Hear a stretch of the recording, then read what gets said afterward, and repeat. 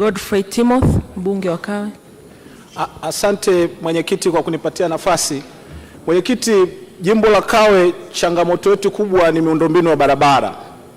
Mwenyekiti, barabara ya Ukwamani kwa Mapupu, Kanisani, KKT, kata ya Kawe, lakini pia barabara kwa Shoko Londa na Mongela inaunganisha kata mbili, kata ya Makongo na Mbezi Juu, lakini pia barabara inayotoka Bunjuei inayopita kata ya Mabwepande pamoja na Bunju ambayo inaenda hadi kata ya Wazwe pamoja na kata ya Goba zimekuwepo kwenye mpango wa kujengwa muda mrefu, lakini zimekuwa zikiahirishwa.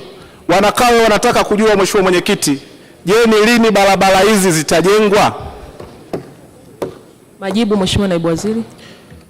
Mheshimiwa Mwenyekiti, barabara zote ndani ya mkoa wa Dar es Salaam likiwemo jimbo la Kawe, barabara za Mheshimiwa Timothy ambao ameziongelea, miundombinu yote hii tunaitekeleza chini ya mradi wa DMDP2. Tulianza na DMDP1 tukajenga barabara nyingi sana, na hivi sasa tunakwenda kujenga mtandao wa barabara wa karibia kilomita 257 chini ya mradi huu wa DMDP2, na barabara hizo anazotaja kwa hakika zitafikiwa.